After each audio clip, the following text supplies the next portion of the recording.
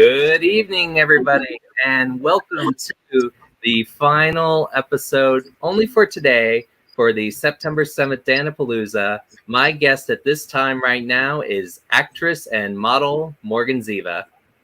Hi everybody. How are you? We're so glad to have you on the show.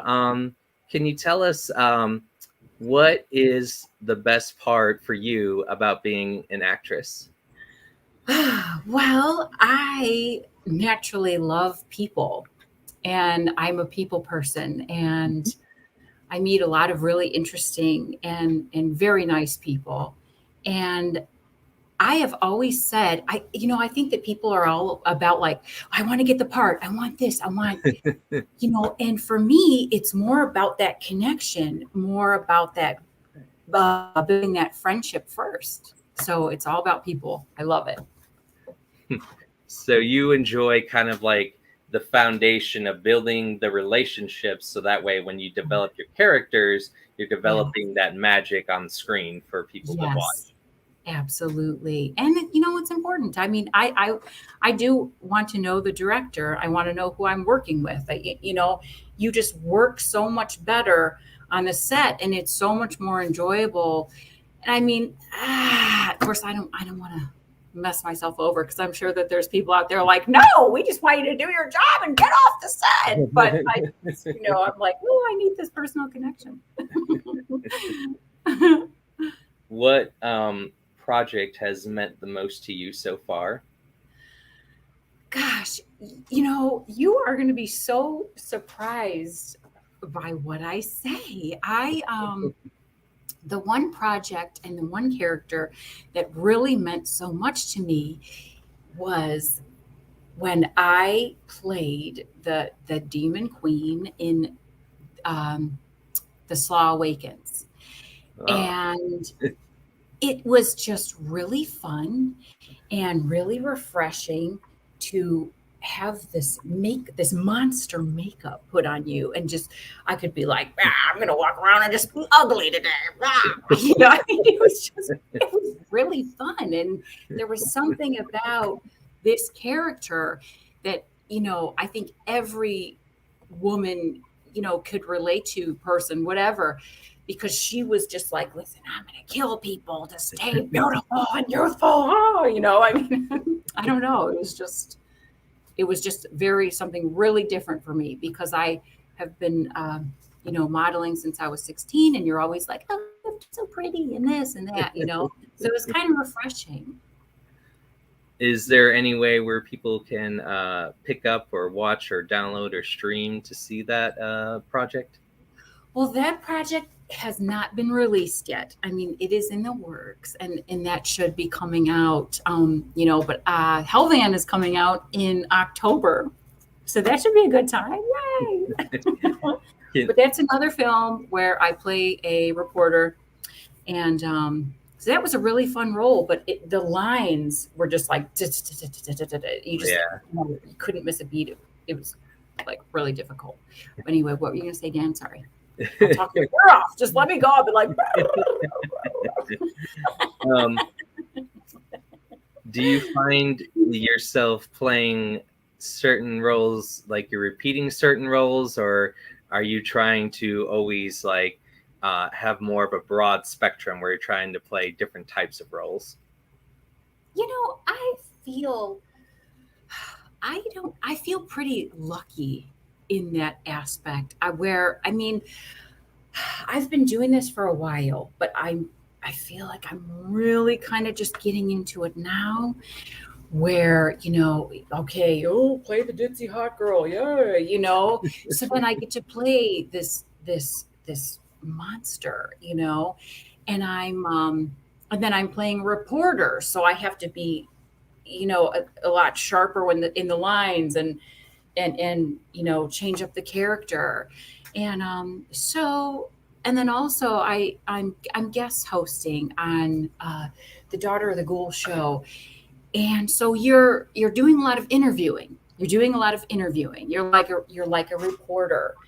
And it's it sounds so simple, but it is so easy for you to just say, cool. Oh, blah, blah, blah, blah. Awesome. I think that's how my first interview went. And it's like, oh my gosh. So anyway, I'm liking how things are going. And, I'm just going to keep auditioning, see what I can get, but I'm enjoying what's happening. So I don't think I'm going to be typecast. I hope not. But, there's that, oh, let's have her play the blonde with big boobs. Sorry. No, it's quite all right. I did watch your interview with the daughter of the Ghoul Show. That was so fun. Yeah, it's it's kind of like a challenge at first, but it's kind of like the more you do, the more repetition and the comfortable on how you are and presenting and working with guests, it all just comes natural. It's just one of those things that just has to be worked on and just tweaked. Yeah. And I'm sure you've mastered this. You're like, I interviewed 1 billion guests today. Maybe not 1 billion. That'll be maybe till 2022. But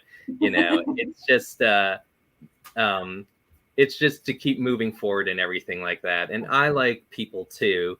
And I think it's the whole point of Dan-A-Plooza is it's not just about me. It's about all these amazing, talented artists and how I'm connected to them and what makes them special and how they deserve the spotlight. That's the whole premise of this show. It's not just about me. Nice. It's all the other people.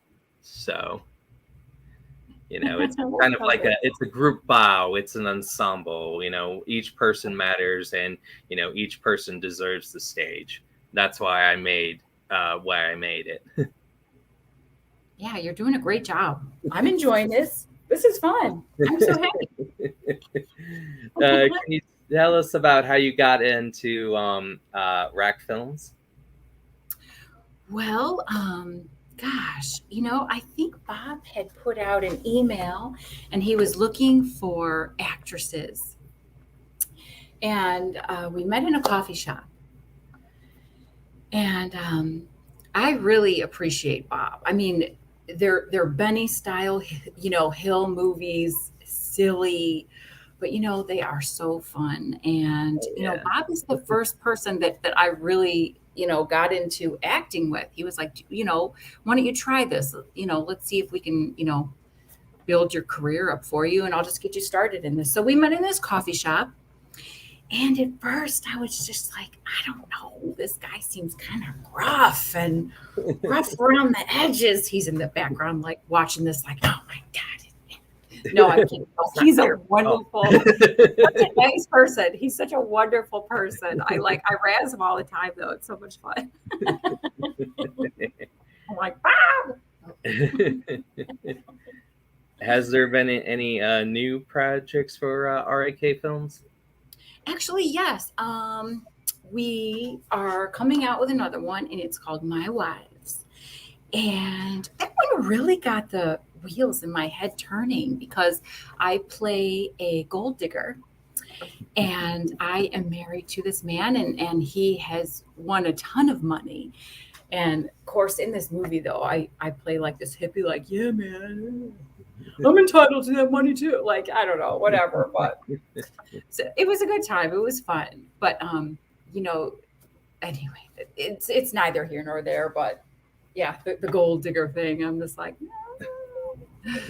And it's funny because when you're an actor, people who know me or get to know me, they're like, that part doesn't fit you. You're a nice person. You're not a gold digger. And it's like, but you're an actor, you're pretending, you're playing. I think that a lot of people, like when I played the Demon Queen, when I'm doing photo shoots, when I'm wearing very dark makeup or, maybe it's horror makeup, it's like people have this difficult time differentiating between, acting and real life. And it's like, this is acting, you guys. This is So I think that's the thing is sometimes is people, they become closely connected to the characters, and Yeah. then they can't differentiate where the character ends and where you begin. Sure. Yeah. So, That's but so it's funny. it's fun because we get to go on this journey and we get to learn different things and personalities and traits and walk in the shoes of these characters, Yeah. being if they're from the past, present, or if they were just made through like fan fiction. Right. So, what? So tell me, how did you get into modeling? Well, gosh, I have been doing modeling since I was 16, and I started out doing I actually did a lot of bridal shows. And believe it or not, those huge dresses, you Hmm. have to like really get going. And then when you get to the end of the runway, you've got to whip that train around so it comes all the way out.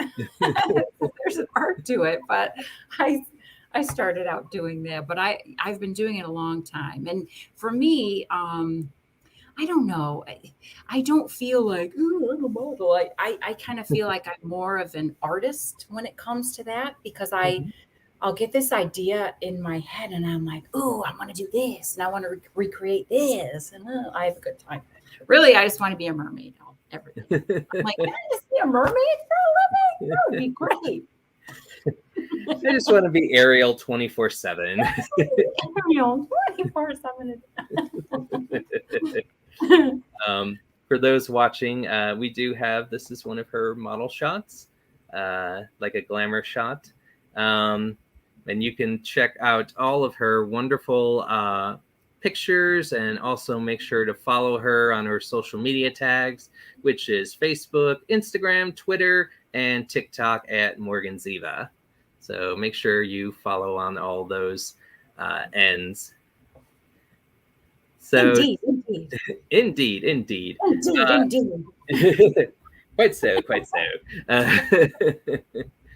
um, so, with the season of Halloween approaching, um, is there any kind of like model photo shoot that you would like to do, being with the fall and with all of the horror? Is there a certain kind of character and certain shoot you'd like to do? Well, there is, you know, but I'd like to go maybe more. Well, I mean, I guess you could go dark with it, but I want to do steampunk. Hmm. My character on the Daughter of the Ghoul show, I'm a guest. There is no Daughter of the Ghoul. I'm a Yeah. guest. So different people come on, and but mine is steampunk. So I'm kind of about that right now. And I mean, you could kind of take it a dark direction, but I'm probably going to be like, yeah, let's do steampunk mermaid shoot. Woo! With all the gears and the top hats. No, but I love that. I love the gears and the top hats and all that, and the time travel and all that. That's fun. It's going to be a really fun character to play too. We actually have a steampunk convention where I live. They have it once Really? a year, yeah. How Um, cool.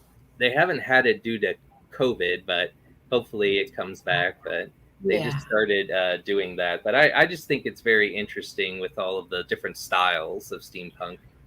Yeah, I really enjoy and with me, I am telling you, like I'll be walking down the street and I don't know what it is. I'll just be like, oh my God, look at your shoes, I just get enthralled in this stuff like it's artwork to me. I'm like, oh, it's beautiful.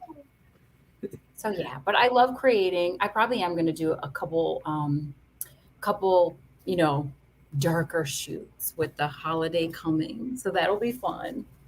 Other Now, than the steampunk, though, I don't know. It'll just have to, come out of nowhere. exactly, it'll have to develop and blossom. Yeah. So, um, now, is there like a certain actress that you kind of look up to, being in the horror or in another genre, that inspired you to be an actor? Well, my favorite, who does inspire. I just love Jessica Lange. I absolutely adore her. And I think she's an incredible actress. And she was amazing in American Horror Story. Did you see it? Yes, yes. I just, her character was my absolute favorite. I would just eat that up. I'd be like, oh my God, Jessica Lange in American Horror Story. Oh, I can't miss an episode. Yeah. But she is just a fantastic, and she is timeless, and she's still beautiful, and just still at it, and just getting out there and doing her thing. And that's the one, I'm really happy that you brought that up, Dan, because that's the one thing about me is, I'm in my 40s. I'm not afraid to say that. And, I've been plugging away for a long time. And the one thing that I would tell people is, don't stop. Never, ever let people be like, I don't know, you're too old, you're too this, you're too that. I mean, there's just too many people out there that just totally prove that wrong. That you should just do what you enjoy. Make it about art. Make it about enjoying yourself. It's not always about money and, fame and followers. For me, it's just about the creation, the connection, and and what you get out of it, really. Yeah. So yes, she totally inspires me because she's just like just out there doing it. For me, it's all about the journey. It's Yes. about the journey from when you're cast in the role to when you develop and create it, to when you put it together, to when you perform it in front of the film crew or the theater stage, and then when you get the response back, either yourself watching or your friends or the live audience reaction. Yes. I know, and you're quite the actor yourself, right? Yeah. So if people are curious, I've done a couple of films, and I'm mostly a stage actor. I Okay. started all the way back in 2001, and it was something when I didn't know what to do in life when we're all faced with that crossroad challenge. What's the road we're going to turn? Are we going to turn right? Follow this path? Are we going to go left? Turn this path? So the thing is I know I wanted to be an actor, but I was also into technical stuff and computers, and always wanted to do graphics and film.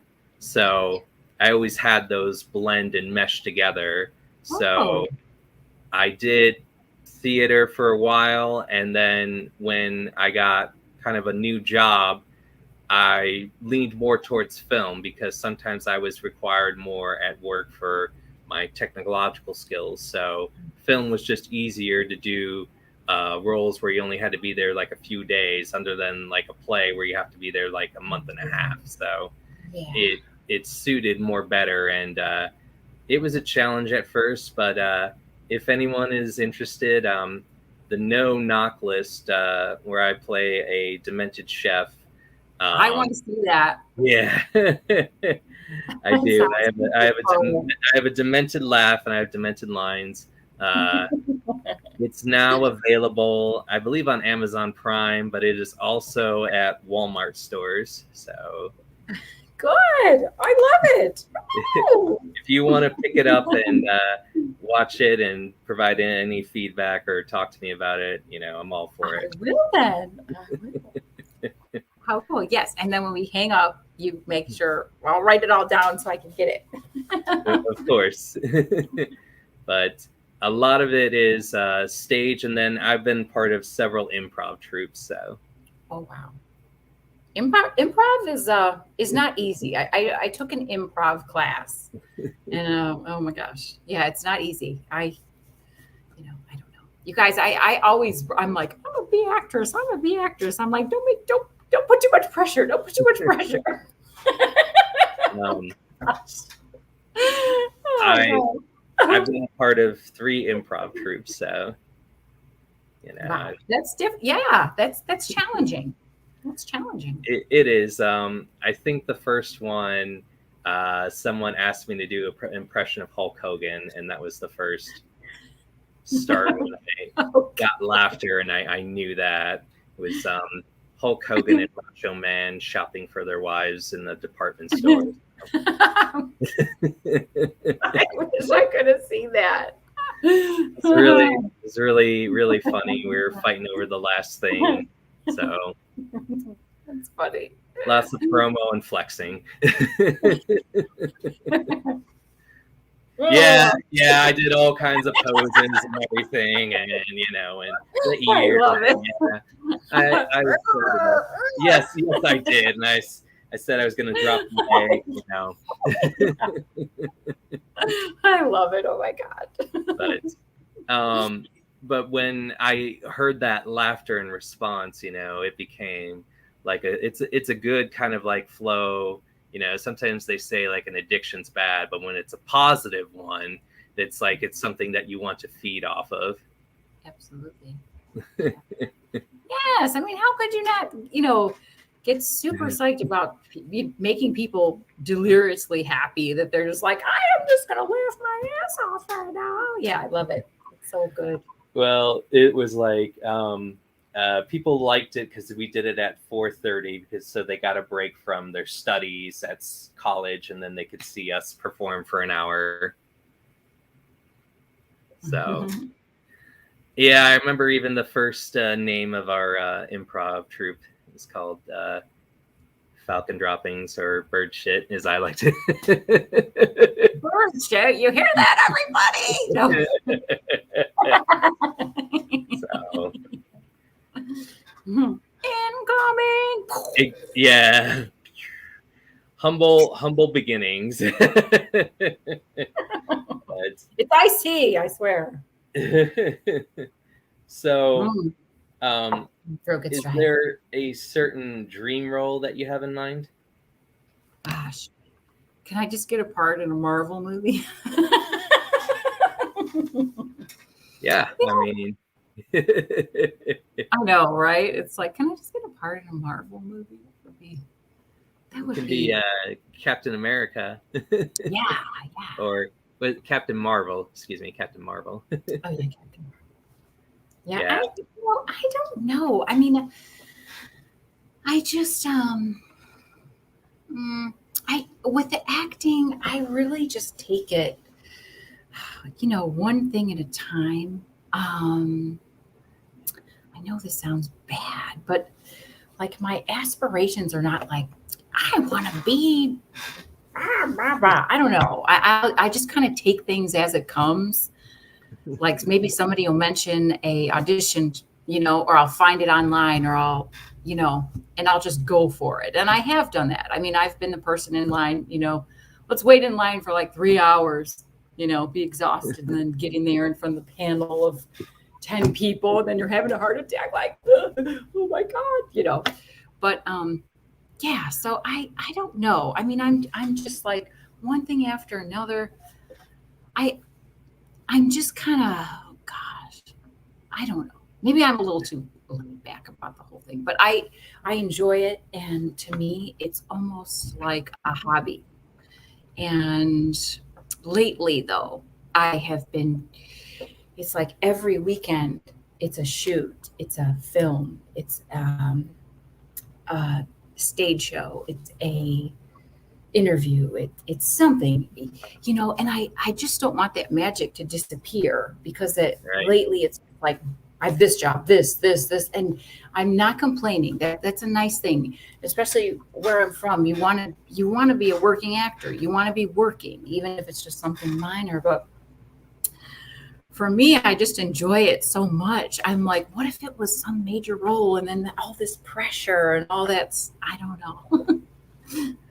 Well, you can be the star of the Marvel, and I'll be your plucky sidekick, and